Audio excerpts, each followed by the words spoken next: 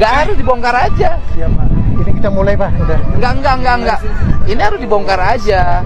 Nanti kalau ini Bapak nggak mau bongkar, Bapak dianggap nggak berani. Siap. Bapak Gubernur berani Jawa nggak? Barat menantang Direktur Utama PTPN untuk berani membongkar lahan ilegal yang berada di kawasan Kebun Teh Pangalengan, Kabupaten Bandung.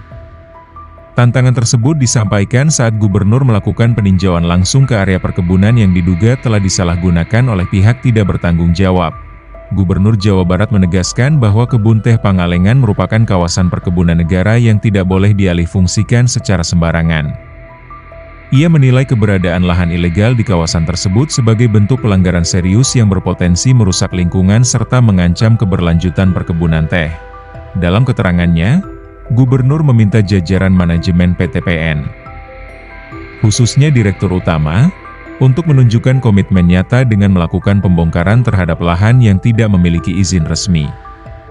Ia menekankan bahwa penegakan aturan harus dilakukan tanpa kompromi, meskipun melibatkan kepentingan tertentu.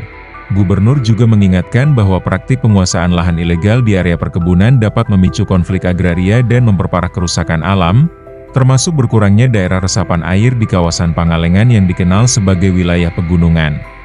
Selain itu, pemerintah Provinsi Jawa Barat akan berkoordinasi dengan aparat penegak hukum dan instansi terkait untuk memastikan penertiban berjalan sesuai aturan. Gubernur menegaskan tidak akan ragu mengambil langkah hukum apabila pihak pengelola tidak menindaklanjuti temuan tersebut.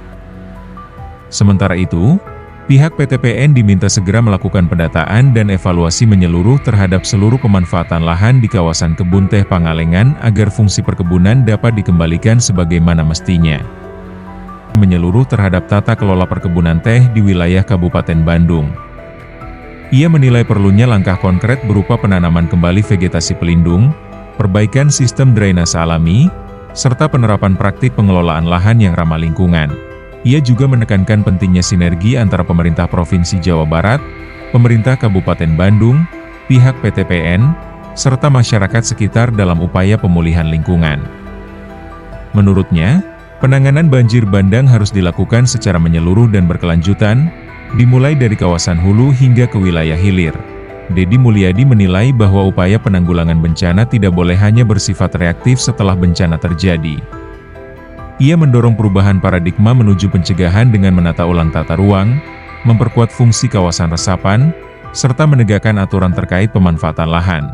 Lebih lanjut, Deddy Mulyadi mengingatkan bahwa jika kerusakan lingkungan dibiarkan tanpa penanganan serius, maka risiko bencana banjir bandang dan longsor akan terus meningkat, terutama pada musim hujan dengan intensitas yang semakin ekstrim akibat perubahan iklim.